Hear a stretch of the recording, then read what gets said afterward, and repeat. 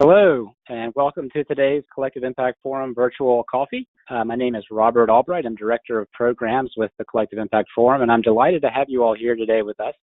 Thanks so much for joining. Before we dive into our conversation with our guests from Memphis and New York City, hopefully you can see them on video. We'll introduce them in just a minute. I wanted to share just a couple of logistical points to orient you to today's session. So our conversation today will run for 90 minutes, and feel free to grab a literal cup of coffee as we sit down to chat. I've got my holiday mug here. The forum's virtual coffee series is really set up to be a casual learning experience where we get to hear from funders, nonprofit leaders, and other practitioners in the field about their work. We'll spend roughly the first half of our time together hosting a discussion with today's guests. As I mentioned, I'll give a chance to introduce them in just a moment, and then we'll open it up to questions from all of you. You can put your questions in the question box in the lower right corner of your screen, and we'll sort through those questions and try to get to as many as time allows. This is usually a pretty engaged group, so if you have questions as we go, feel free to add them in, and we'll get to as many as possible. Also, the session's being recorded, and we'll make sure that the recording is available in the next day or so, so please keep an eye out for an email announcing when the recording is up on the forum library. We'll be notifying you of this on an email that you used when you registered for this virtual coffee. Note about handouts, you can find a copy of today's presentation slides available under the Handout tab on the right side of your screen. Just click on that and you'll be able to download today's slides directly from the webinar platform. You'll also be able to access the slides from the forum's resource library when we post the recording. Next slide, please. So we definitely want to hear from you all throughout the conversation. So as I mentioned, you can ask questions along the way by sending a question through the Q&A box on the right side of your screen. Feel free to join the conversation on Twitter with the information provided there on the screen. And then also, if you have any technical questions, you can ask for assistance in the question box on the right side of the screen, or you can email info@collectiveimpactforum.org. Before we move any further and introduce our guests, I wanted to share just a couple of framing comments and reflections about feedback loops to start our conversation today. So next slide, please. Before I walk through the visual on this slide, I actually just wanted to start by giving a special thanks to our partners at the Fund for Shared Insights. They are a funder collaborative that encourages incorporating feedback from those with lived experience into the daily practices of nonprofits and funders. And at the Collective Impact Forum, we've had a real privilege of getting a chance to work with them over the last 2 years where we received some funding to encourage funders in our network to prioritize openness and prioritize more robust feedback loops and how they partner with grantees and those with lived experience. So we've really valued their partnership, and their support has really helped push our thinking at the Collective Impact Forum and also helped us push the field's thinking. Those of you in Collective Impact who clearly are putting feedback at the center of your work, we know this is an important thing to prioritize. So this visual here, this perceptual feedback loop, is something that the Fund for Shared Insight and their partners developed a couple of years ago, and I found it to be a helpful way to think about a high-quality feedback loop where you're really focused specifically on gathering feedback from community members or residents that you're trying to serve. This can also be a helpful loop if you're a funder on the line thinking about how you engage with grantees themselves, gathering their feedback. The point here about this visual, and you'll actually see this visual in part of the Memphis story in a minute, is thinking about it's not just about gathering, collecting, or interpreting feedback, it's also how you respond and ultimately close that feedback loop. So I just wanted you to have this as a visual in mind to help set the tone for the conversation that we're going to have. And as I said, you're going to hear some stories today about a funder and one of their grantee partners, both in Memphis and in New York City, who've really embraced a lot of the elements of this perceptual feedback loop. Next slide, please. So again, just a bit more framing comments before we jump into the conversation. So it's helpful to think about feedback as more than just a one-time checklist or one activity that you do. And it's really not just going through that loop once. This is really something that should happen multiple times. It should be connected to a broader set of activities, regardless of the role. We know that there are funders on the line today. There are backbone leaders. There are others who are parts of participating in collaboratives, and you are obviously prioritizing feedback, in your work. So it's important to think about this in the broader set of ways in which you're building trust and relationships, using your power and influence and really creating this culture of openness and continuous learning. And you'll get a chance to hear a little bit about how our colleagues on the line have done this in their work. The other thing about considering feedback in the broader context of your work, it's really timely. Just a couple of days or maybe a few weeks ago now, Faye Twersky from the Hewlett Foundation, who's been one of the real champions of this work from the Fund for Shared Insight, she wrote an article recently, and we'll get the link out to you all, called Time for a Three-Legged Measurement Stool, where she argued for really putting feedback as the third leg of a measurement stool, where you think traditionally of monitoring and evaluation, monitoring being information that you might gather as an organization about your activities, and evaluation being data that you might collect with an independent third party. But what Faye Twersky mentioned was that feedback is really something that complements that stool. It helps achieve more balance because you're systematically soliciting and listening to and responding to the experiences of those with lived experience. Next slide, please. As I said, there is a broad range of roles on the line today. We advertised this and promoted this to the broad Collective Impact Forum network. There's over 100 of you on the line today, and about 200 others who asked to get access to the recording afterwards. But for those of you who are specifically funders on the line, I just wanted to share a few thoughts. This was really informed by a conversation that we had with a subset of funders in Nashville a couple of weeks ago that was really focused specifically on this topic of feedback and how it's important for those who are funding collective impact. And some of the things that came up in that meeting were that the importance of having your funder, you as a funder, having your goals and your strategies really shaped by the expertise of grantees and those with lived experience. So feedback is really helpful because it can help make your strategies as a funder, whether it's investing in collective impact or other initiatives, more effective. This point around authentically engaging those with lived experience, as we talked about in many of these virtual coffees, feedback should not just be a one-directional thing where you ask for information or insights and then go on about your work. This is one way in which you can begin to build trust and relationships if you close that loop, if you invite people into the planning conversations.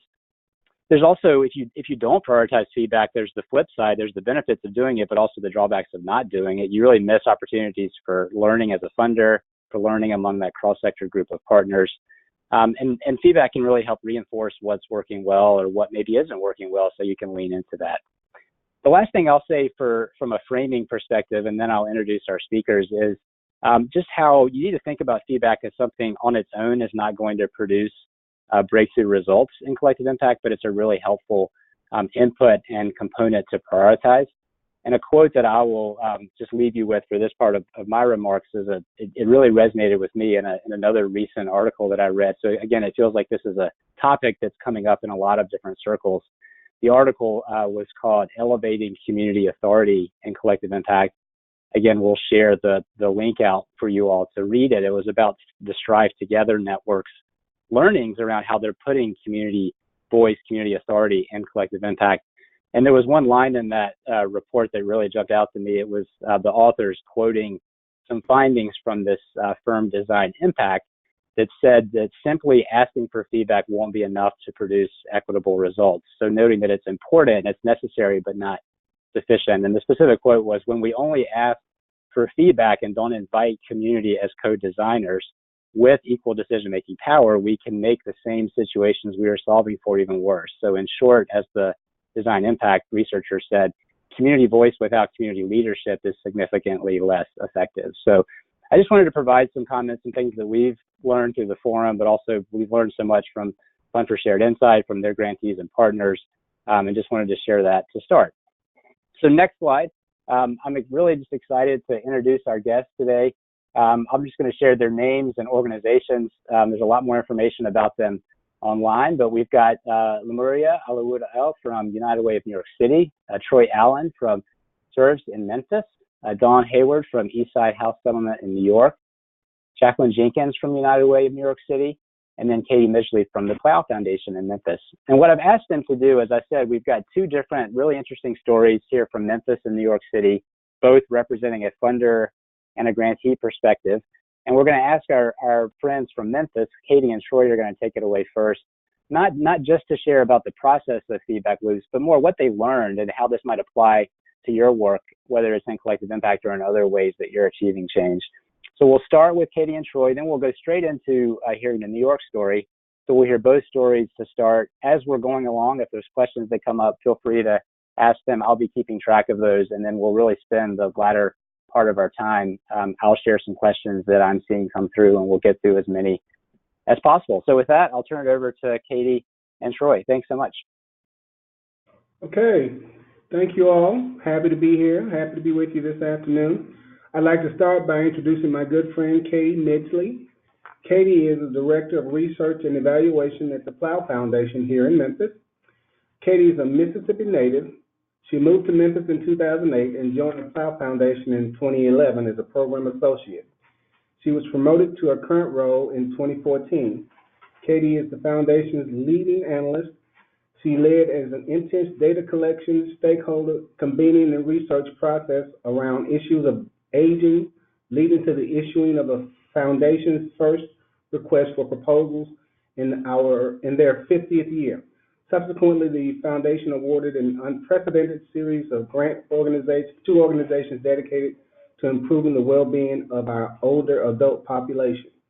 Katie is currently serving on the Family Safety Center of Memphis and Shelby County and the Grant Makers of Aging, a national group, board of directors. In fact, GIA just held their annual conference in Memphis, and Katie serves as a program committee co-chair, a host sponsor committee chair. Katie has been recognized for her community work by Inside Memphis Business as a power player, by Memphis Business Journal as a top 40 under 40, and by the Memphis Flyer as a top 20 under 30. However, that no longer fits. She can no longer follow the under 30 rule, so she's moved on. She is an alumni of multiple different leadership and executive development programs.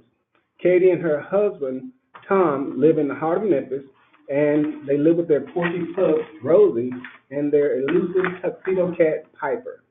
Katie and Tom hope to become a family of three humans that is, in the next 18 months, as they've just started the adoption process this fall.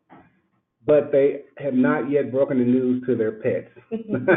My good friend, Katie Midgley. All right. Thank you. Thank you so much, Troy, and thank you, Robert, and everyone at the Collective Impact Forum. This is so exciting to get to share the amazing work that Really Serves has done, and the amazing support that Listen for Good and the Fund for Shared Insight has provided to our community. But I have the pleasure of introducing Troy Allen quickly. Troy Allen is the SERVS Director of Employment and Family Support Services. He has supported people with disabilities for over 30 years as both an advocate and service provider. He was the project manager in the organization's transition from the segregated services model, which we're going to hear a little bit about, to fully inclusive and integrated services that emphasized employment opportunities for all. Troy is a subject matter expert for Tennessee's Department of Intellectual and Developmental Disabilities, known as DIDD, and provides statewide consultative training and assistance to provider agencies on organizational transformation, which again, we're going to hear a bit about as well. Next slide.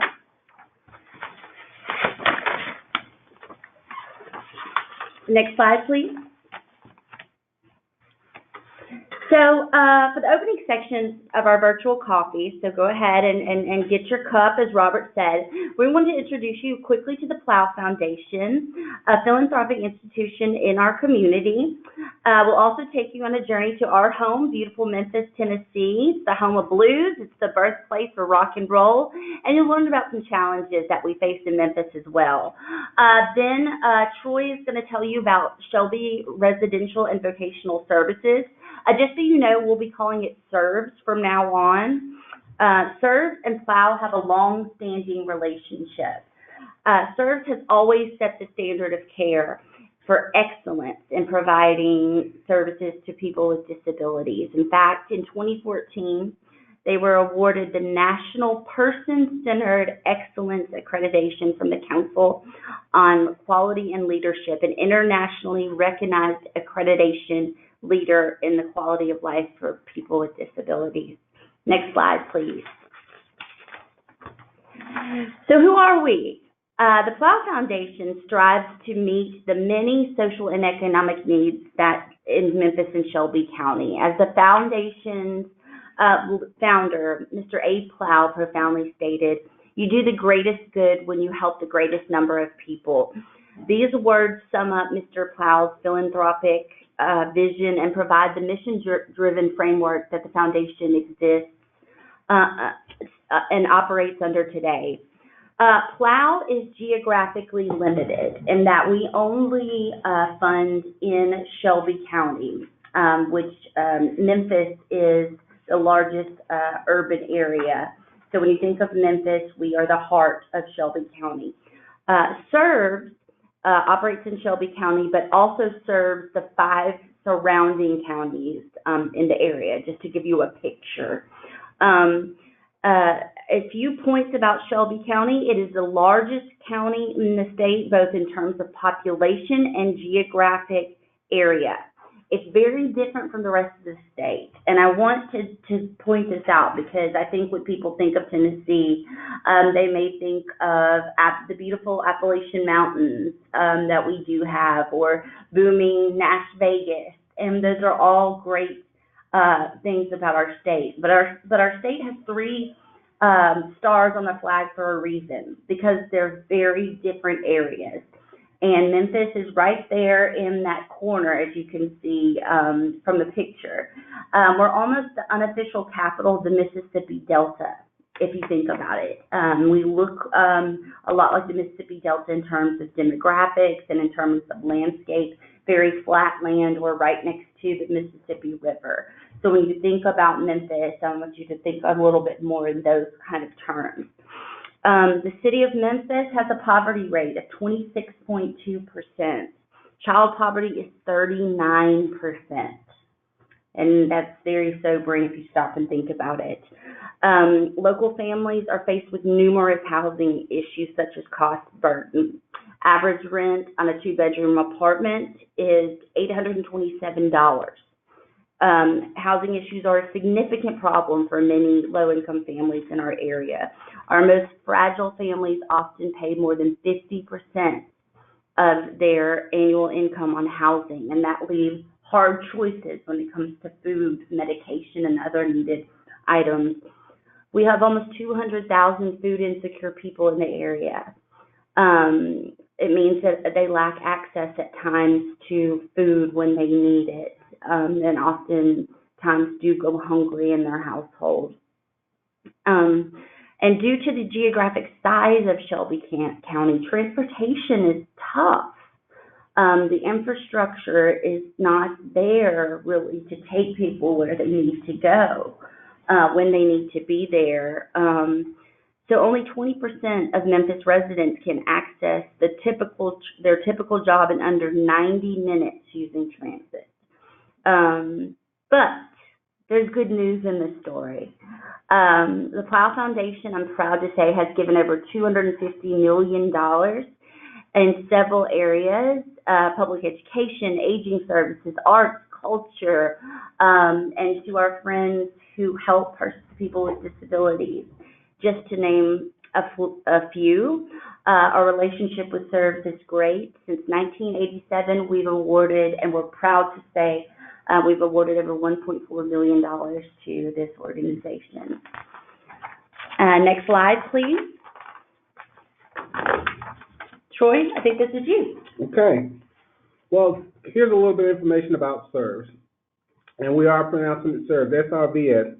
We have been a provider agency in this area for over 55 years now.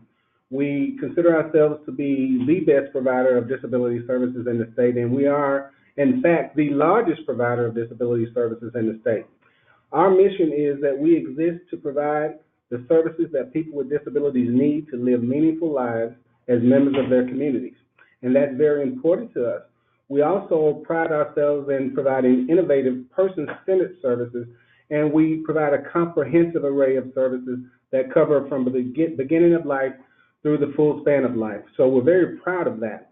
We also take time to point out that we are an organization that has employment first as our guiding principle. The state of Tennessee as a whole in disability services, we are an employment first state, but we're also an employment first organization, which means that we understand the power that comes along with having a job, having resources, and having money to do the things that you need to do to exist in the world. We know that the people here at SERVES are no different. The folks receiving our services, they simply want to have the same quality of life, and we place an emphasis on helping them realize their dreams by having a job. That's very important to us, and we continue to focus on that as we go forward. And next slide, please. Here are some real examples. One of the things we wanted to do today is not just talk about data or talk about the process, but to talk about the impact that we have on the lives of the people that receive our services. We have people here who are depicted who at one point were considered to be someone that would need to be institutionalized, someone that didn't need to have access to the greater community, but all four of the people here have proven those to be incorrect statements. The gentleman to the left, David, at one point was considered to be unemployable. David now has been working at the same place for over 2 years and doing an outstanding job. And near the top, we have the gentleman, Julius. Julius now has been on his job for over 2 years and has received Employee of the Month twice since he's been there. We have Janice to the right. This young lady was ambitious. Not only did she want to work, she has 2 jobs and has maintained both those jobs for over a year and a half now and is doing an outstanding job. The young man riding the horse, he came out of one of our ICF services, which is intermediate care facility, meaning that he receives pretty intense health care, and he was considered to be someone that should stay in the bed or stay in the house all the time. Now you see that Colin is out riding horses. These are primary examples of how we can impact the lives of people when we listen to them, when we make absolutely sure we know what they need, and when we design our services and supports to accomplish those goals. All right. Next slide. Yes, next slide. Thanks. Here we're going to talk a little bit about the Listen for Good partnership that Robert hit on at the beginning. So I'm going to go through this rather quickly so that we can get to some of our feedback-specific learnings. So we can go to the next slide here. There are multiple ways to collect data, but this was such an interesting way for me to learn about. I think a lot of times when people hear evaluation, they think it's a punitive term. But this was a great way for me to begin as it's a foundation that's small staff, and we wanted to think about ways to implement feedback and get reports and learn about continuous improvement, but not just have things that landed in a folder. So when we heard about the Listen for Good process, we jumped right into this head first. A bit of background, and you can learn more about this on their website, but this started when a diverse group of large funders came together and collectively committed millions of dollars, about $20 million over a period of few years to support a nationwide effort to elevate the voices of those least heard by launching Fund for Shared Insight. Listen for Good and Fund for Shared Insight have common goals. They want to make sure that foundations and nonprofits are working together and that they are seeking to hear from those that are least heard, and that foundations are really working in partnership with nonprofits.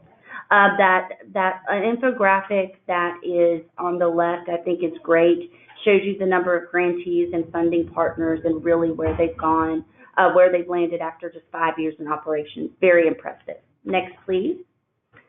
There are 3 components to this. Number 1 is matched funding. They have 2-to-1 funding that we worked with SERVES.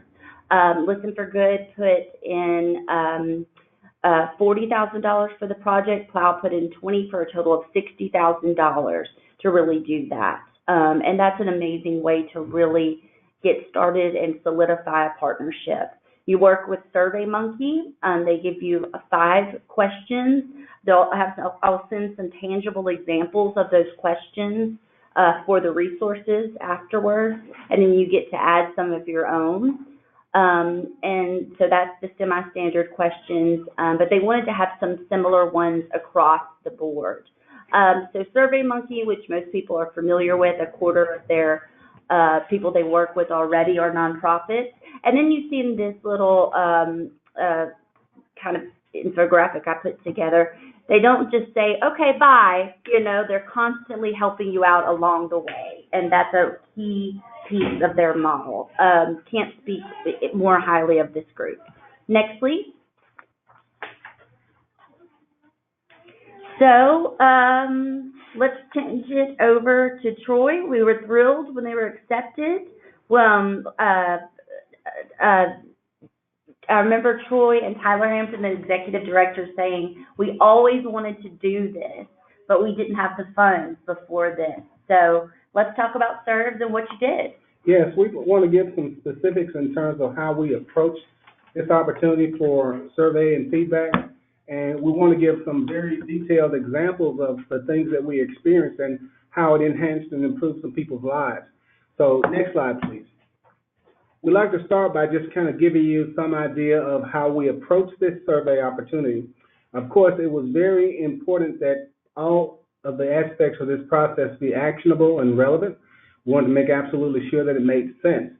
We had, though, some specific and unique challenges to the survey because we had to figure out how to make sure the people receiving our services, who are folks with cognitive disabilities, and we wanted to make absolutely sure they understood the survey. Otherwise, it wouldn't be valid data and wouldn't mean anything to anyone. So we took a lot of time to design our survey, working directly with the Listen for Good people, because we wanted to make absolutely sure that the survey was still in keeping with what they were trying to achieve.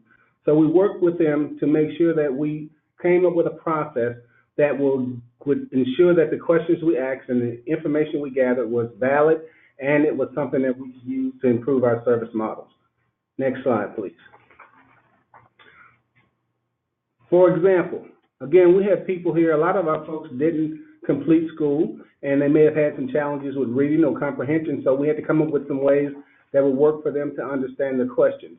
So what we would do in some cases is we would use hand gestures to make sure they understood how we were asking a question and what it meant to them. For instance, pretty much everyone understands the concept of thumbs down or thumbs up. So we use that during our survey to make sure that they understood if we were talking about something bad, we would give them the thumbs down option, and if we were talking something good, we'd give them a thumbs up, or somewhere in between. And that process worked really well for the people because they understood that, and it worked so well that we were able to get some reliable data. So that was important as we move forward. Next slide, please. So as we went through this process, we were fortunate that the people who were receiving our services were actually folks who were just coming out of our workshop. Through a federal process and through our Employment First initiative here in Tennessee, we agreed to be part of one of the first organizations and one of the first states to take a leading role in organizational transformation, meaning we decided that we would no longer offer segregated services. And that meant closing a workshop that we had had for pretty much 50 years at that time. And so we decided to go ahead and close that workshop, but we had to offer the people in our program other options and good services so that they could move forward and be happy in their lives. So the survey came at a really great time for us because we were able to then survey how people felt since they had moved into this new service model and they were no longer receiving segregated services. And we were really happy that we were able to capture 98% of the people's responses there from the ones who had moved from the shop. We also took it a step further and decided we wanted to find out how the families felt about the new service models that we're offering. And then we did something we thought was pretty creative in terms of we used the same survey with our staff. We wanted to see how well the staff felt like they were providing these services and supports. How well were they doing it, providing options and providing people with an opportunity to do different things at different days. And they were very honest, and all three we got great responses from all. But the thing that we walked away from with this survey that was most telling is that we no longer had people concerned about the old shop that we ran. They were more concerned about the new services they were receiving and how we can improve those services. So that was a win for all of us, and we no longer had to look back and worry with the shop. We were just concentrating on improving our new service models. Next slide, please. Yeah, I think the context and timing was just perfect here. Absolutely so thanks right. for bringing that up, Troy. Absolutely right. And here's a couple more examples of some of the things that happened with us. First of all, in closing the loop, we wanted to make absolutely sure that everyone's voice was heard.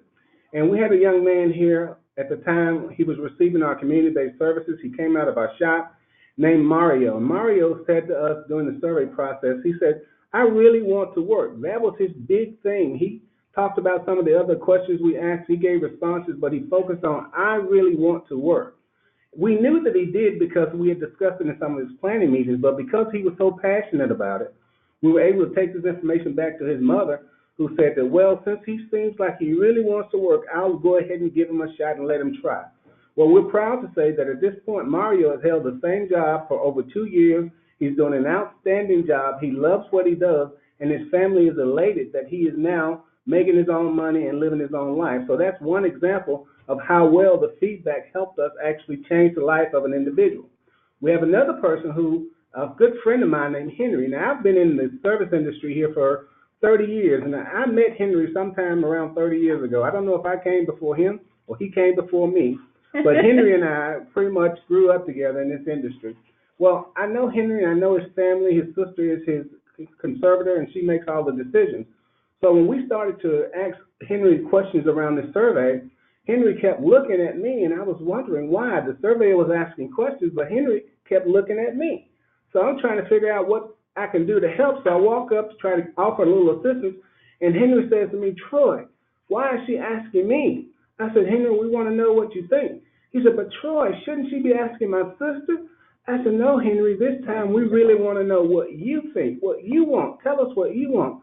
And he looked puzzled for a second, and he said, so, Troy, you really want to know what I think? And this big smile came on Henry's face, and he was overjoyed, and he opened up, and he started talking about all these wonderful things he wanted to do. He wanted to go fishing, all these things that his sister never knew because he didn't feel like he had a voice.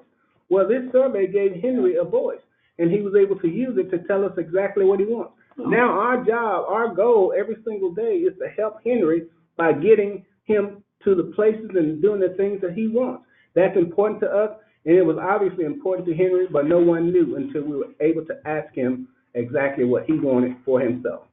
So what we did to take it a step further in examples like Henry is that we took our survey information and we broke it down by site and we broke it down by person. And because of that, now we use this information to drive our service delivery every day. People get choices every single day regarding what they want to do and how they want to survive and live their lives, and not just follow the instructions that other people gave them or have to tell us a month ahead of time what they'd like to do. We give them choices every single day, and Henry and Mario are perfect examples of why we do what we do differently now. Oh, that's so wonderful. I love the stories, Troy. I want to bring our partners from New York in just a minute. Maybe you can both close out in the next minute or so, and I'd love to bring them in. But I know I've got a couple more slides, so maybe you can hit on some of the insights fairly quickly now, and then we can come back to them. I want to make sure we hear from our New York friends too. But why don't y'all wrap up with the next minute or so? Thanks. Will do. This next slide, please. The next slide is simply some examples of people who are living their lives, having a great time. They're taking dance classes in the community. They're getting their bowling done. They're having exercise classes. We have a young lady in the middle to the right. She's volunteering at St. Francis Hospital because she said she didn't want to work. She wanted to give back. She's giving back to our community by helping the elderly in St. Francis Hospital. And next slide, please. So just some additional insights in terms of what we're learning, that we have dedicated surveyors for our process. We developed a comprehensive standardized interview guide, and we close the loop. That's very important in your feedback, so making absolutely sure that you close the loop, that you do something with the information, that you let people know how it moves forward. And I think Katie's going to take it from here and keep us moving forward, and we'll wrap it up pretty quickly. Yes, exactly. I have to dig at Troy a little bit to get him from being so humble and modest. And so during conversations of putting this together, I learned that they posted 11 different states here at SERVE to talk about best practices in organizational transformation based on this work. So it's just astonishing in really what they've done. And they're continuing to do this. They have replicated this work in every program. If they haven't done it yet, they're going to do it, moving forward. And they serve folks across the lifespan. So next slide, please. I wanted to say that it is important, of course, for Listen for Good. I know folks might be interested going, oh, this is great. How could we get involved with Listen for Good? So I reached out to them, and, they did evaluation on themselves as well. We'll make sure, Robert, to get you some information and contact for them, but they found out that they had but they did find that funders are supportive, but need to better integrate the feedback of people supported by the organization. So it's not all perfect, still things to work on. But then they have some things in the future as well. Maybe it's an idea to do an update with them in the future in kind of a virtual coffee. I'm not sure, but wanted to share a few things there, including some websites and updates.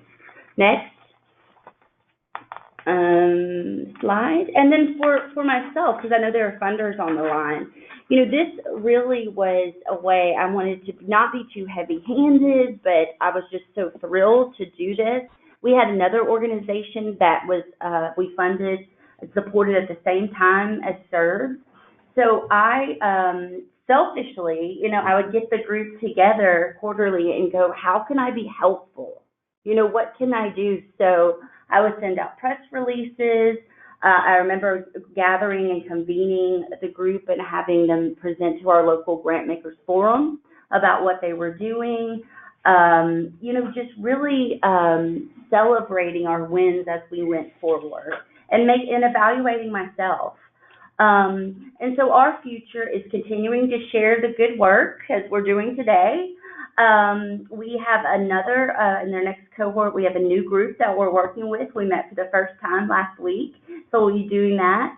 And I'm infusing these feedback practices in my grant making overall. Even capital work, you can ask, did you ask grantees, about, what kind of things they need? Did you get their insight? That kind of thing. So next, please. So what can you do to learn more? Go to the resources that Robert and Sharon are going to share. There's a great video, so that in 5 minutes there's a video that really explains this overall, that includes our friends from Listen for Good. Encourage you to do that. In a half day, you can read all the articles. Reach out. Our contact information is next. We'd love to chat with you. And then if after that you say, hey, I've got to learn more about this, maybe you're in disability services or you support that, come see us. See what those 11 other states have learned. We have RIBS, we have a duck march, and we have something great to share in SERVE and the work they're doing here as well. See the magic happen. Next, please. And there's our contact information. Please, we don't take that lightly. We're very accessible. Thank you for the opportunity. Appreciate it. Thank you. Thanks, Katie. Thanks, Troy. And I want to bring our New York partners in, but I do have to say, as someone who lives in North Carolina who takes pride in their barbecue, we might have to have a competition on the side to talk about who has the best barbecue. I don't know if anyone can beat Memphis, but thank you all for sharing. I love the individual stories of impact and how, Troy, all the different ways you've experimented with feedback. Just to set the stage for this next story, so obviously the story of Katie and Troy was really one funder to one grantee. We want to bring this around to an example from a collective impact initiative in New York, but we think that the lessons from what Katie and Troy are presented are certainly relevant in the collective impact context as you think about feedback in your work. But I think that the New York example that you're going to hear in a minute will provide a different story, but also some really helpful lessons learned about a specific collective impact effort there in New York City. So Katie and Troy, we'll bring you back in just a minute for some Q&A, but with that, I'll turn it over to Jackie and her partners. Thank you. Hello, everyone, and thank you all for joining us today.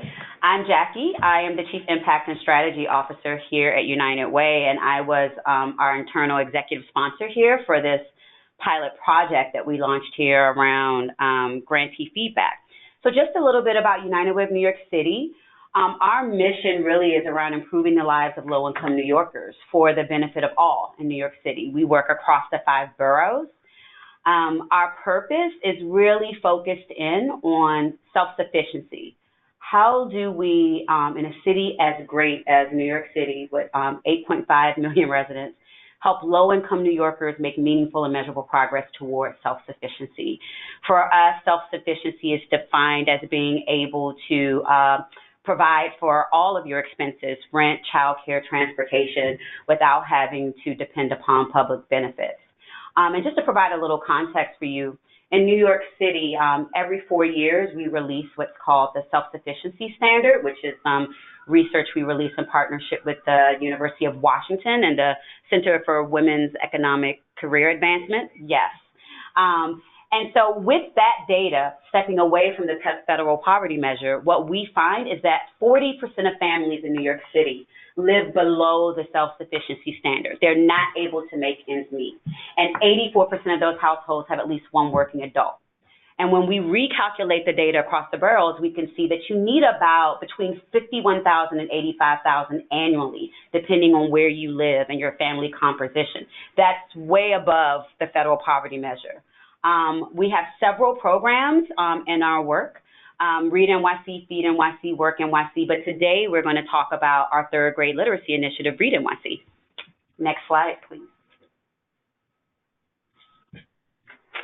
So Read NYC is United Way of New York City's collective impact initiative, which has a goal of more than doubling the number of children reading on grade level and concentrated in neighborhoods of concentrated poverty in New York City. To really, Read NYC's approach is a 2-generation approach. We know that we can't only focus on the children to ensure that they're reading on grade level, but also need to touch the adults that are around them. And so that doesn't only include the parents, but we also have taken it a step further and work with the teachers and the principals in the schools that they attend, as well as with adults in the community-based organizations that support the community and the schools. We piloted Read NYC in the poorest congressional district in the country, a community called Mott Haven, which is in the South Bronx, And the average household income is about $21,000 per year. Mm-hmm. Our theory of change is based on 6 mutually reinforcing, evidence-based interventions that we know will help to improve 3rd grade literacy. They include school readiness, attendance, expanded learning time, parent and community engagement, instructional leadership, and health and wellness. We've engaged about 51 community-based organizations over the past 5 years, and we have 12 of those 51 community-based organizations are our core implementation partners. We also have our partner Eastside House, who is a over 100-year-old community-based organization that's located in Mott Haven and has been serving the community. And they really serve as our boots on the ground in the community. They're the ones who know the community well, and they really are the folks who give us our entree into Mott Haven. And we're joined by our partner from Eastside House this afternoon. So good afternoon, everyone. I'm Dawn Hayward from Eastside House Settlement, and I'm really happy to be here with you and to talk about collective impact, and particularly around the model that United Way of New York and Eastside House Settlement engaged in, lean innovation work, and we'll talk a little bit more about that. But just to give some context about Eastside House Settlement and the work and the partnership.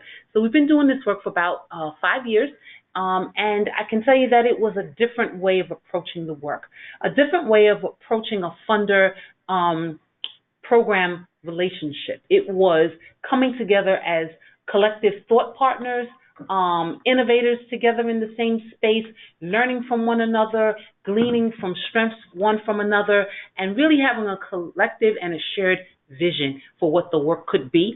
And so it was different, it was unique, it's been a breath of fresh air, it's been a tremendous learning opportunity. Next slide. So as you can see from my perspective as the Chief Impact Officer here, I sit at United Way as the funder, as well as the backbone in this work, and Lemuria sits here with me as well. And Eastside Settlement House really was our anchor organization in the South Bronx. So from our perspective, my perspective as a funder, we were no longer feeling really connected to the needs of our community in Reed NYC after piloting this work for 5 years. Organizations evolve, the external context shifts, staff members changed, and we really felt like we needed to take a step back and pause to really assess where we were. And we knew that in order to move forward, we wanted to involve our partners on the ground, Eastside House and others, to help. So our proposed solution for this work was to hire a small boutique consultancy called Moves the Needle, and to adopt their lean innovation approach to reconnect with our community. We knew that we needed to bring an entrepreneurial spirit to this work. We wanted to sort of make sure that power was balanced, that community voice and leadership was really a part of us reinventing Reed NYC after this 5-year pilot. We applied the 5 E's. It's a part of the Moves the Needle methodology for lean innovation, which is sort of a rapid feedback loop that takes a small, agile team of 3 to 5 people through a process of exposing customer empathy, exploration, experimentation, and then following the evidence. And the reason why we felt like lean innovation was really, really important is because we wanted to redesign and reshape this from understanding the customer. We wanted to understand our community partners' perspectives. They are valuable and important to us, even if we're in the social sector and they don't pay us a dime for their services.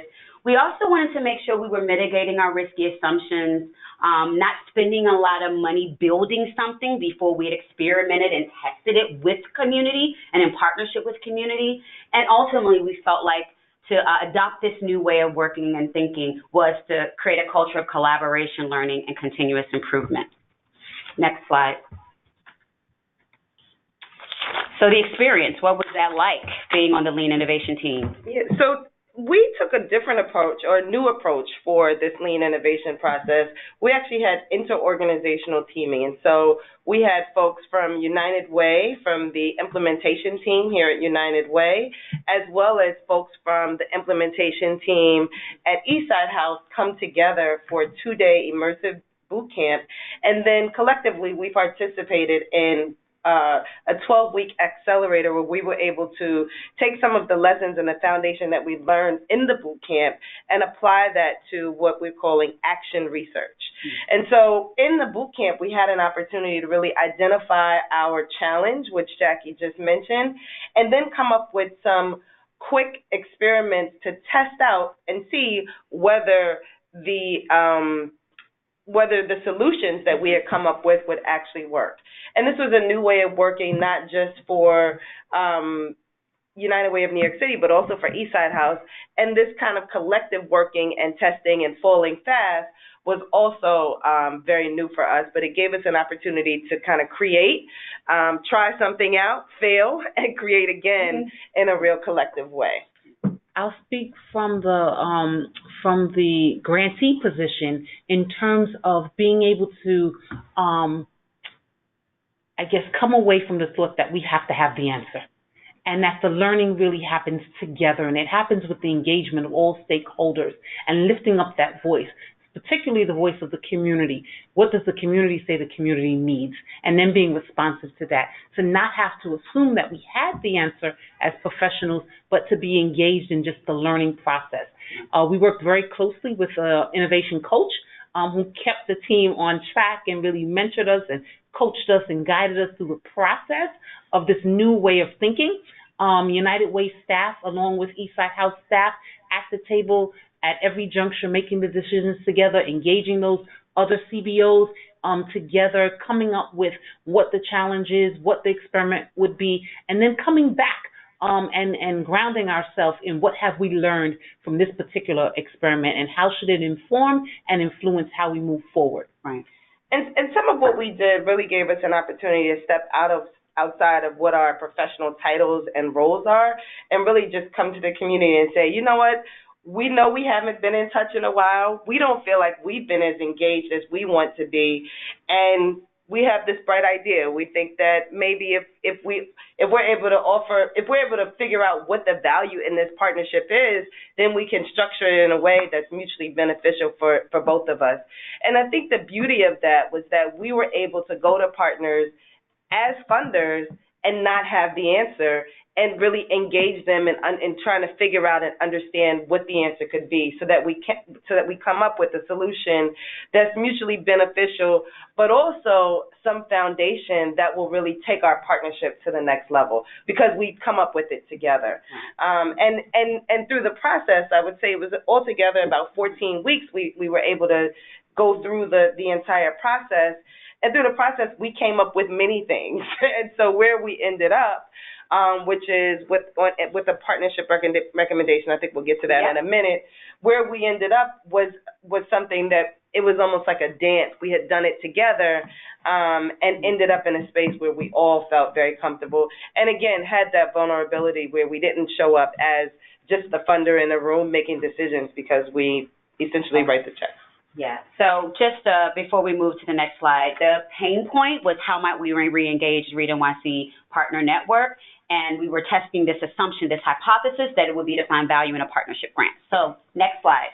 We have about 5 quick learnings. We're going to just talk about it quickly, succinctly, and at a high level to tell you what we learned. The first learning from my perspective as a funder was that adults can forget how to learn. The lean innovation process is really all about rapid experimentation, following the evidence, looking at the data to inform your next action.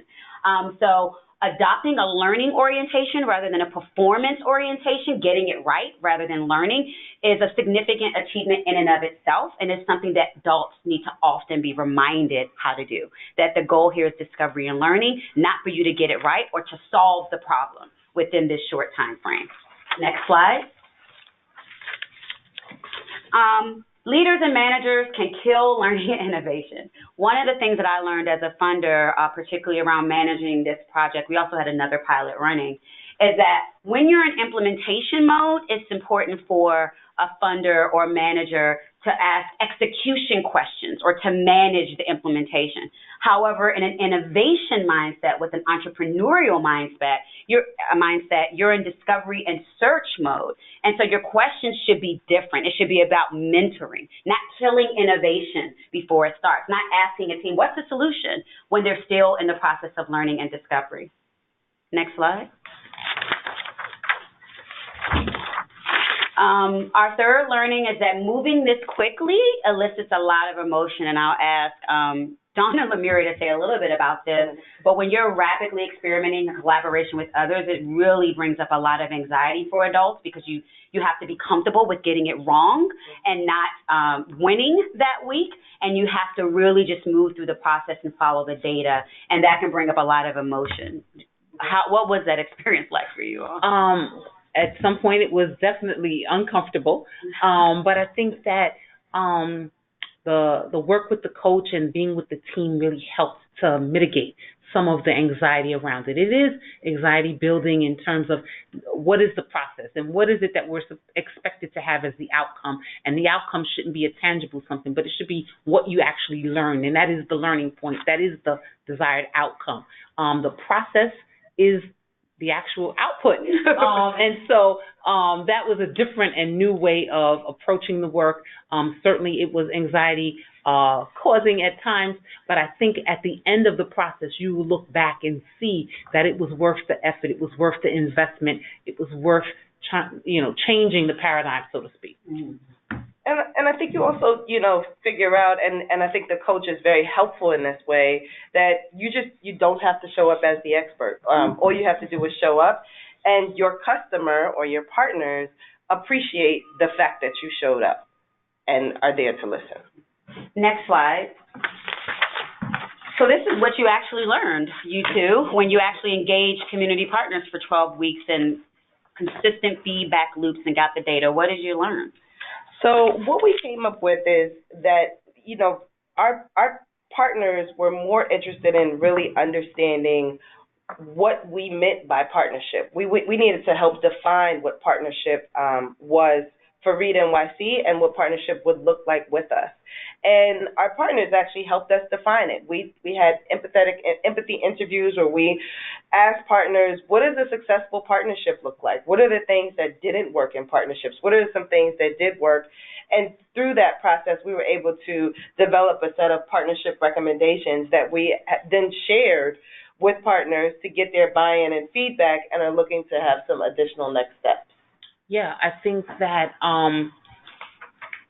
from the CBO's perspective, it was something that they were looking to put definition, to put parameters, a framework. What is partnership? We talk a lot about it. It's a word that we all use professionally on a daily basis, but what does true partnership look like?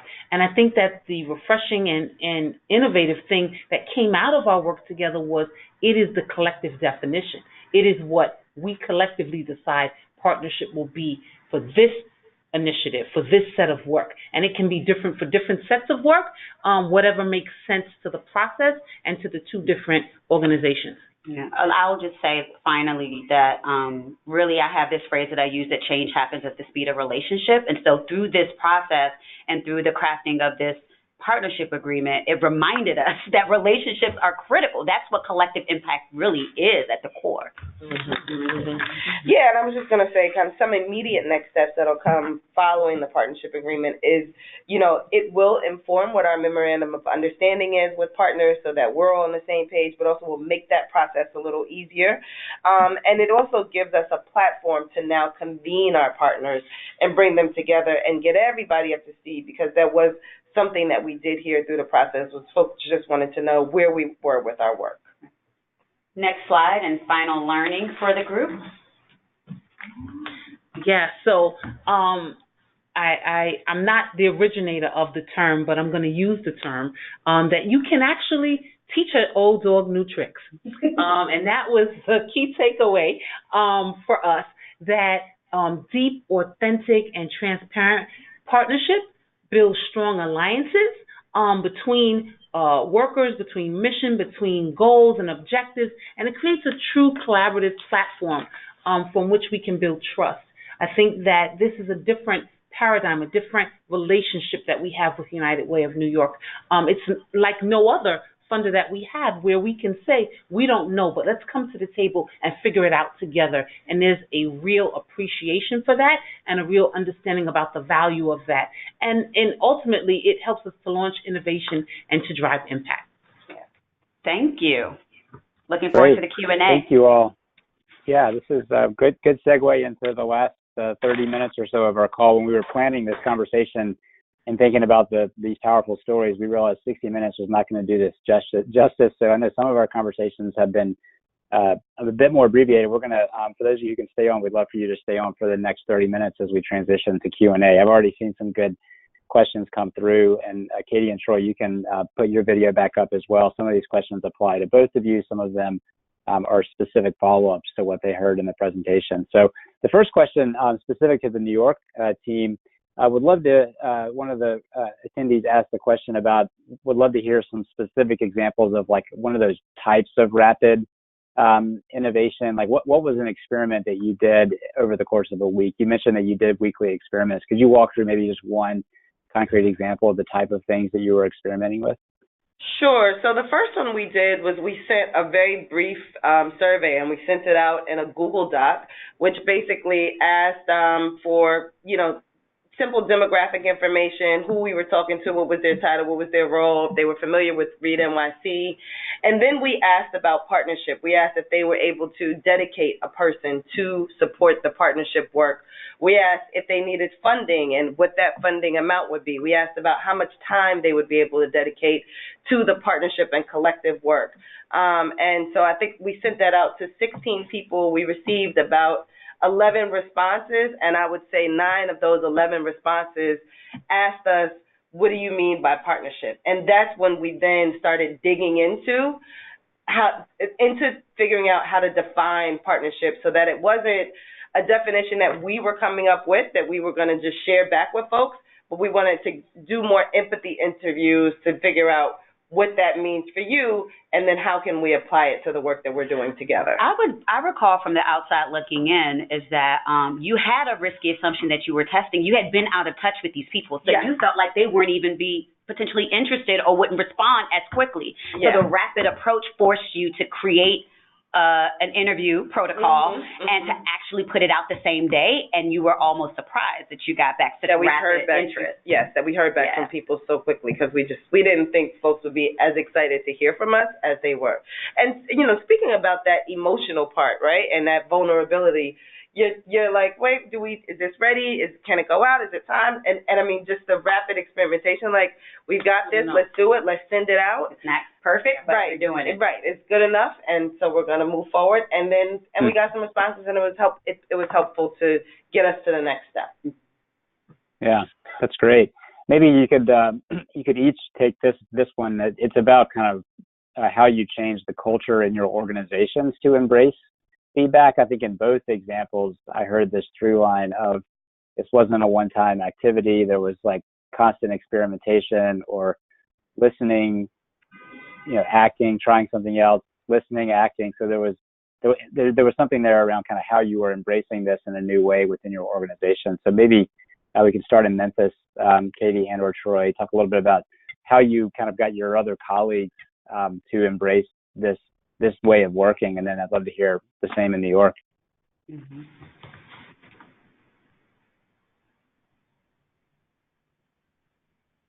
Oh, I think Tony's on mute. Troy's on mute, maybe. Okay, yes, I was on mute. My apologies. There you go.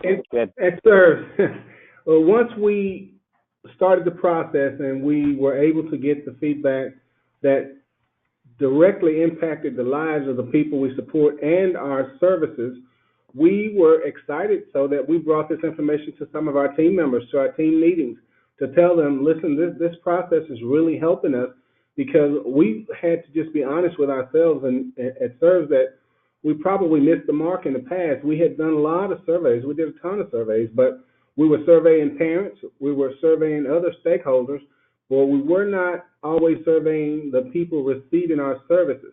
And part of that was because of the population we serve, we had some challenges around how do we ensure that they are actually comprehending the survey questions and giving us actual relevant feedback.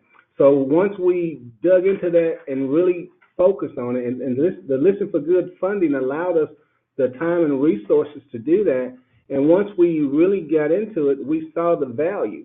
And then we shared with our teams, and they said, well, let me learn a little bit more about it. And it just kind of radiated through our organization. And now we're using this model in multiple programs to change our services so that they are truly person-centered, and we're helping people reach their individual goals. And that's ultimately our objective. From the perspective of the funder and executive sponsor of introducing this methodology both to United Way and to the relationship with our grantee partner at Eastside House Settlement, for me, culture change, culture takes time, shifting culture, because at the core it's really about changing attitudes and behaviors. So this was a pilot. We had two teams running, Read NYC and another project team here at United Way of New York City.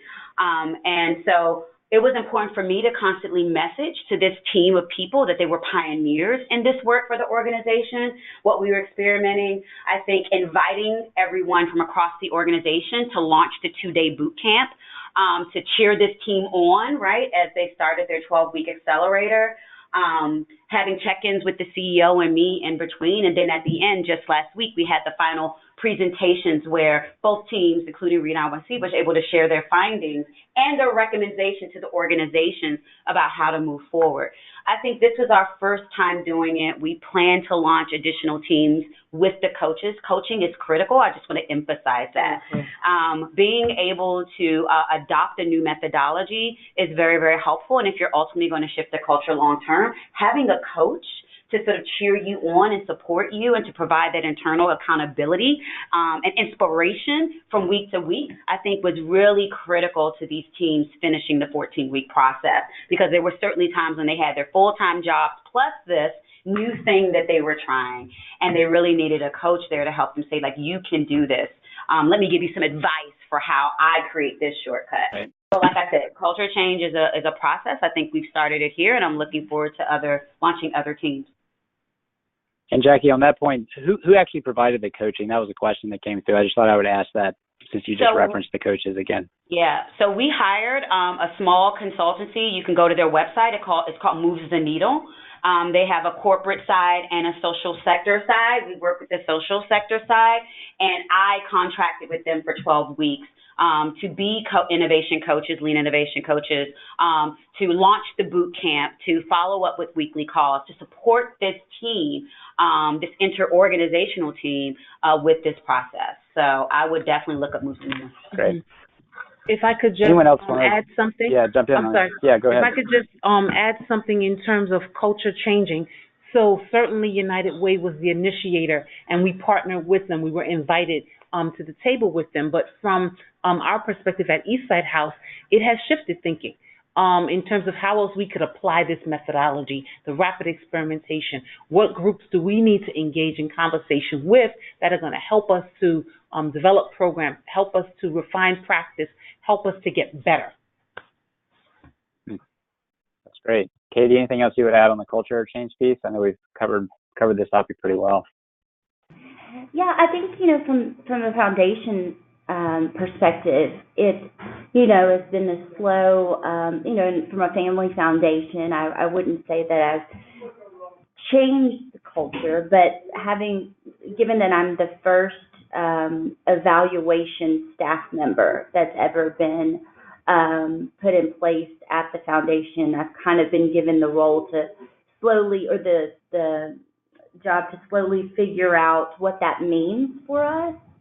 And this has really, this process of collecting feedback has become something that is just innately started to fit in. Again, in our interviews and in our progress reports, or even in our grant agreements, I've just started to put in, in your final report, talk about how you used feedback, in this process. And even with capital projects, I think of an example where a certain group is asking for security cameras, and I asked about, do you know about your client's sense of safety? And do you imagine that these cameras and this plan will change that? And so they did a mini sort of feedback questionnaire and put those in, and then put up, what we're going to do is install these cameras. And after they did, they let people know where they were and why they were there, and then they surveyed a sample again and saw that they had a change in the sense of safety. So I think there are a lot of ways you can kind of mini sprinkle feedback around. So that's just, little small ways that, we're trying to infuse this into the culture of our grant making. Mm-hmm. Thanks for sharing. One question that came through is both of you talked about, both groups talked about the use of surveys, and one person mentioned that if you don't close that loop, if you gather that information, but then you don't share back out with the group what you learn, that can really undermine trust. But on the flip side, if you're able to close that loop and actually say, here's what we heard and here's what we're doing about it, that can go a long way towards building trust. Would love to hear maybe from each of you about ways that you specifically kind of shared back. Some of you spoke to this a little bit in your stories, but maybe just a little bit more of ways that you closed the loop and then how you saw that add to this deepening of trust.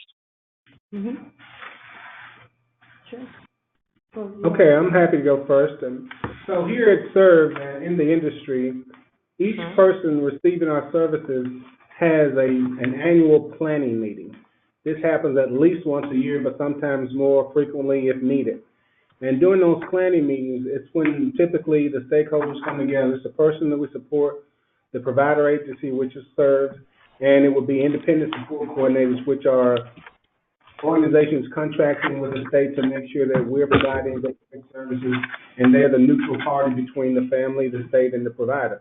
So when those planning meetings happen, we always come together and talk about what it is that we think Johnny might want for the coming year, or what the parent might want for Johnny in the coming year.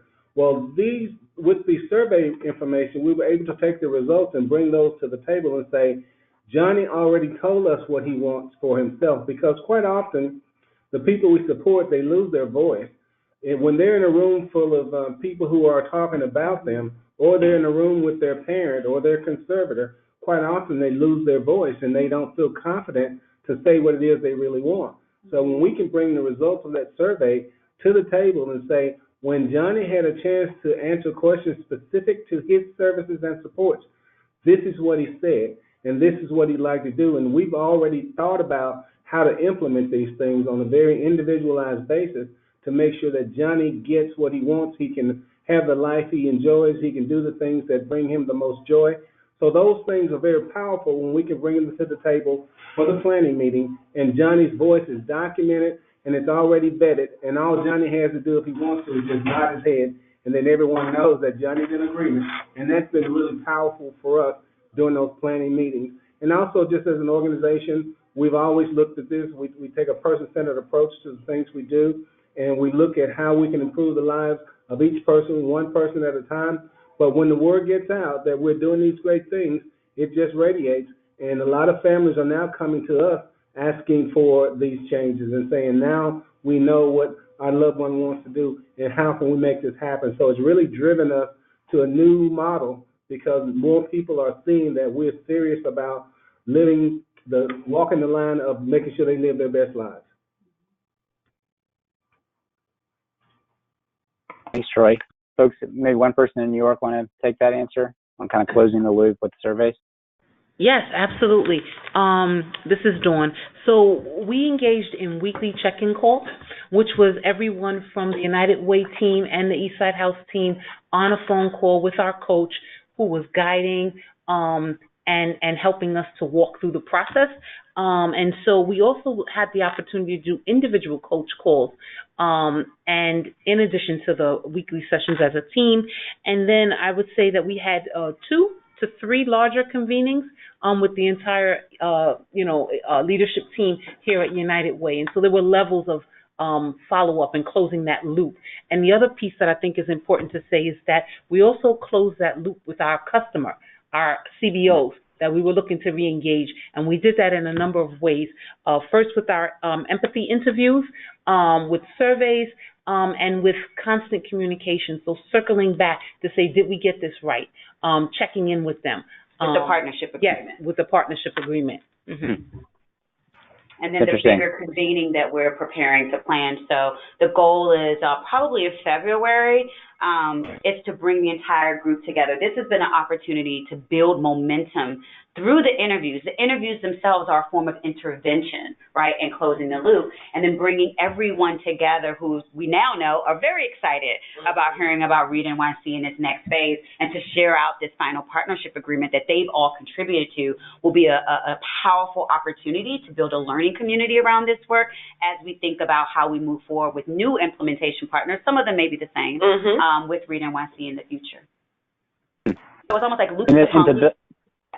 Yeah, I like that. To build on the kind of closing the feedback loop question, there's another question that came through about how you all have gone about sharing power and influence with those with lived experience and maybe with your grantees. For those of you who are a funder, you could probably answer it from both perspectives, or those of you who are in a nonprofit leadership role, what does that look like to go beyond just the feedback process, which even if you're doing that multiple times, if there's not space for that person to meaningfully influence decisions or meaningfully be part of the process of planning in the future? I'd love to hear some examples. Maybe we can start in New York within the Read NYC work. Have there been ways that you all have looked for that kind of inviting community in as co-design, or some of the ways they kind of take feedback as an input but feed it into a process of authentic community engagement?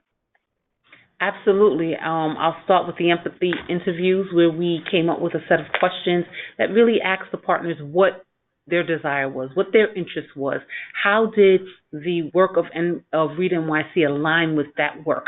And so having their voices lifted up, what do they see for the community? What are the challenges? Where are there overlaps? How can we effectively streamline the work to make sure that each organization independently is stronger and collectively stronger? I would just say from the perspective of United Way of New York City too, Eastside House Settlement is a grantee of ours, and so we've invited them to be a part of the 12-week accelerator, working alongside essentially their program director and their portfolio or their program officer, if you will, which was really Lemuria. Right. So every week she's working alongside them in the innovation process. It wasn't about a transactional or contractual thing like, here's the grant, go off and do the work, do an interim report, do a final report. Like you literally were co-creating on a week-to-week basis this new future vision, both focused intently on the customer in the community. Yeah, and I would say we all had roles, right? And so the roles weren't assigned like based on title or hierarchy or seniority. The roles are really assigned based on how the team needed to do the work. It was a real dissolution of boundaries, right? Like physical boundaries, title, status, position. I'm a SVP, you're a senior. Like it didn't really matter. Right. We were all here trying to experiment using this framework and methodology because the ultimate outcome was to improve Read NYC for community. United Way can't do its work as a backbone funder.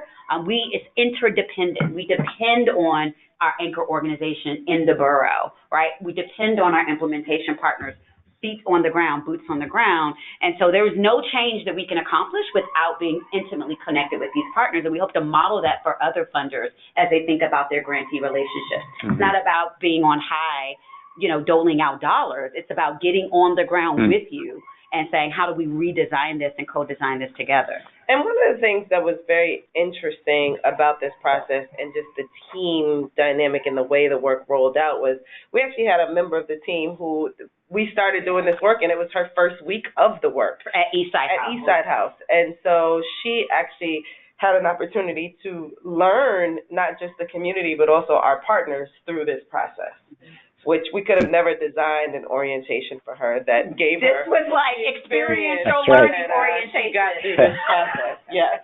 Yeah, she was really immersed. Yes. And I like what you were saying before too about, Jackie, in your role as a funder, how you had to show up with the answers, but in a listening posture. And I know you had said before, someone noted in their comments in the Q&A box how much they like your comment about this work moving at the speed of relationships. I've heard it referenced to, very similarly, speed of trust, like how important it is to build trust in relationships. Troy or Katie, anything you would add on that point about, sharing power and influence? It sounds like, some of the individual stories, Troy, that were so compelling are good examples of that, but anything else you would add on that front? Well, I just point out that here at SERVS, we operate with 5 core principles, which we call our core values. One of our core values is continuous improvement, and we see that as the guiding principle for us to realize that we don't know all the answers, we don't have all the solutions, and sometimes we don't even know all the questions. So what we've done through this process is take this as an opportunity to engage people who are typically outside of our immediate circles to get their opinions, to let us know what it is that they're looking for in a good service delivery system. For instance, we want employers to hire the people we support. We now survey our employers or prospective employers ahead of time to find out what it is that they're looking for, what type of services and supports do they need, what it is that we could do to make the hiring process better for them, easier for them, and more successful for the people that they hire. We also survey our families to say, what is it that you'd like for service to deliver? What is it that we do well, but what can we do better? So we've looked at our continuous improvement opportunities throughout the organization on an ongoing basis, and we always go through the process of reassessing what we've done to see if it's still effective, to see if we need to make changes, because once we get to the point where we think we know it all, that's when we really have missed the entire goal of what we're trying to accomplish. So we go through a process of constantly assessing and evaluating how effectively we're delivering our services and how many lives we're impacting in a positive way. Great. Thanks, Troy. One other question. I'm watching the time. We probably have time for at least 2 or 3 more questions. We'll make sure we wrap on time in about 10 minutes. But we've heard a couple of different methods or ways that you all have gathered feedback. So we've talked about the electronic surveys, obviously, the empathy interviews, the face-to-face conversations, Troy, that you described. People really like the kind of thumbs up, thumbs down, like being sensitive to people's needs and how you gather feedback. Are there other practices, other ways, methods that you all have found helpful in getting really useful, really valid data feedback from your partners? Well, for us, one thing we found out is that we had to make absolutely sure the people we were surveying were comfortable. Because with the folks having some cognitive disabilities, and they quite often are not as trusting because they have in many cases been abused or ignored or dismissed. So we had to absolutely make sure they were comfortable. So we took time, quite a bit of time before we started the survey process, training the people that would be implementing the survey. We made sure they were understanding of how to be sensitive to people's needs, how to make sure that if a person appeared to not be comfortable, when to back up and when to say, I'll revisit this at another time. We made sure that they understood the concept of the hand gestures, thumbs up, thumbs down. We also talked about, like, they spread their arms. If you're really happy with something, your arms are spread way out wide. If you're not so happy, they come in and there's a small amount. So the time we spent with our surveyors, and we actually developed a training guide for our surveyors to make absolutely sure they were impartial in how they approached the survey and that they understood how to make people comfortable and when to back away. Those things, I think, paid big dividends for us as we went through the survey process. It's really helpful to hear how thoughtful you were about training your interviewers and not just sending them out to get that information. I love that. Dawn, a question for you, or maybe one of the folks on the United Way team about the empathy interviews that you all were talking about. Someone just wanted to hear a little bit more about how you approach those empathy interviews. Like, what were some of the, ultimately, what were you trying to get out of those, and what were maybe some of the types of questions that came up in those conversations? So I think we approached the empathy interviews from the perspective of not knowing what the interest was, but having already surveyed, so to speak, with the actual survey that we sent out to gauge interest. And so that was good. So the empathy interviews let us go a little bit deeper in terms of what people were looking for. When you ask about what partnership means, well, what does it mean to you? What do you envision as good partnership, good collaboration? And so really coming to those interviews open-minded, willing to hear people, to let their voices be lifted, to let them know that we're trying to understand their need and trying to meet it, and that we were in it together. I think those were the salient points that came up. There were themes that arise throughout the empathy interviews, one of which was that there was a real, genuine interest and commitment and alignment still for the work. And that was the thing we, over and over again, came away with from those empathy interviews. And I think their purpose, just to add, is really, is you really can't design something without, it's like any product, right? We can't have our iPhones designed for us if without them understanding what the human need is. And so I think the purpose of the empathy interview is for us, particularly when you're disconnected, is to sort of put yourself in the shoes of the person who's the customer, their pain, and that was a question the coach asked you all, right? Like, what is the pain point that do you imagine that they are feeling? And what kinds of questions can you design in your interview protocol to really sort of get underneath that, right? To really understand from their point of view, rather than saying very high level. So really the purpose is empathy, to walk in the shoes of another so that you might figure out a way forward, so that you might learn, so that you might co-design something with them ultimately that really meets and reflects the needs of their pain points. Several people just in the last 2 or 3 minutes and hearing you both talk about your interviews and how you prep for them, we're wondering, are there examples, sample interview guides that you would all be willing to share? Some of that may be internal and you can't, but that's an offline. If you're willing and can send those to me, I'll make sure that we include them in what goes out to everyone afterwards. Does anyone have anything that would be shareable? with Yeah, folks? we're shaking our heads, right? Yeah, But you crafted the survey, the interview question. yeah, we developed them here. We developed them as a team, and so we can definitely share those with you. Okay. And if needed, I'm happy to take, if you all want to send me something, I can take we can give proper credit, or if you want it to be scrubbed out of any organizational reference, whatever you're comfortable with, just let me know. But I know people on the phone would love that. Our group is hungry for tools and resources, so that's great to hear. I'm curious, this may be the last question that we'll ask, but maybe, and this will be one that each of you can take, so I ask you to do it in 30 seconds or less. I'm just curious, based on what you've heard in this conversation, how do you think about feedback relative to your role and how it might be different with other roles? So we've got, 3 funders on the line and 2 nonprofit leaders.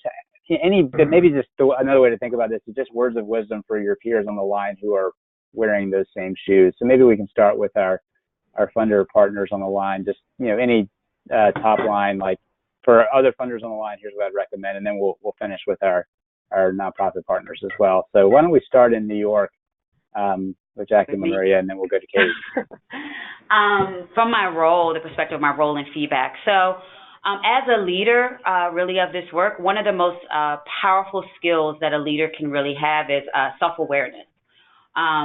And I think that the way that you become self-aware, you can't do it alone in your room. I mean, yeah, meditation and all these other fabulous things, right? That solitude. But you have to know it's a key skill of the 21st century in a time of complexity. You have to know how to solicit and give feedback. You can't learn, you can't grow, you can't evolve unless you're able to do that. And there are many different feedback models, right? SBI, situation, behavior, impact. There are many things, but that's a critical skill. Lemuria, you're considered a funder. I think for me the critical skill, and I didn't write down the question. I think the critical skill is around listening and being able to take that information and incorporate it into the product that you're trying to sell, because we all have a product that we're trying to sell. But that listening is key. And one thing that we certainly heard from many of our partners was that, wow, this is different, the way you're listening to us. Great. Katie, you're up next for your 30 seconds of closing reflection.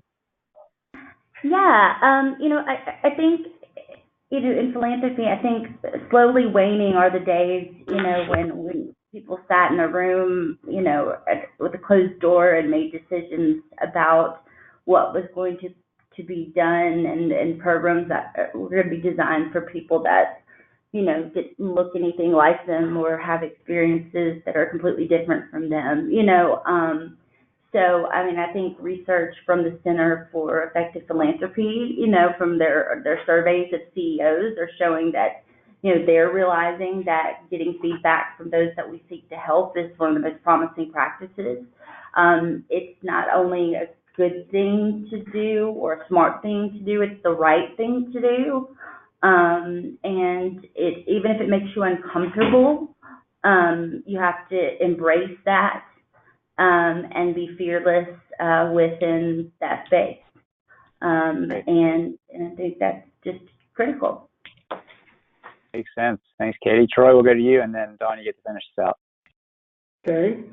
Well, my words of wisdom would be, don't be afraid, because it really takes a certain amount of courage to really be open to what you are not doing so well, what you could do better, what you may have missed the mark on. So if you are afraid to have those honest conversations, if you're afraid to get true feedback about what you're doing well and what you're not doing well, then you're never going to improve. You're never going to have an opportunity to get better. You're not going to leave the door open. You have to be curious enough to leave that door open to say that we recognize that there are some things that we can improve upon. We are open to hearing from the perspective of the people receiving our services, and we are committed to improving on those things so that we can do better as we go forward. Wow. Thanks, Troy. Dawn, any final thoughts? Yeah, so leadership definitely being the place where being comfortable with the unknown has to become the norm. And so there's great learning, there's great potential, trust, relationships, authentic communication, continual feedback, and I think the other key point was agility, the ability to be agile and nimble and flexible to meet the need, to not be set in a intervention, in a approach, but to be willing to say, let's try it. Let's have a hypothesis. Maybe it's going to work and maybe it's not, but it's worth trying. And in that, there is purpose, there's work, there's meaning, and there's learning opportunity. Thank you. You all did a great job of in a really short amount of time, hitting on a lot of the highlights. And just wanted to thank you all again so much for sharing your words of wisdom. I'm just going to take 60 seconds to close this out. To let you all know that we've got the recording. We'll share that and the other resources. Please do take 30 seconds to complete a short survey that will come out soon about this conversation. Next slide, please, Sharon. For those of you who might have signed up for this and are not part of the Collective Impact Forum community already, please take, again, less than 30 seconds on this as well. You can sign up if you haven't yet to access a lot of free tools and resources, past virtual coffees, other case studies, etc. Next slide. If you're hungry for more, we've got a lot of resources that we're going to share with you. One in particular, with funding from the Fund for Shared Insight, we developed this report on advancing funders' openness practices, which goes into much greater depth specifically on the funders' role on this topic. So some helpful resources there that might be of interest. And then two other things that are coming up that you might be interested in. Next slide. We have a virtual coffee that's coming up in January, focused on the topic of systems change. It's going to be with John Kania, who co-wrote the original Collective Impact article, as well as a recent article on systems change. So mark your calendar for that, and there's more information on our website about signing up for that free webinar. And then lastly, for those of you who want to join us in person, we have our 2019 Collective Impact convening.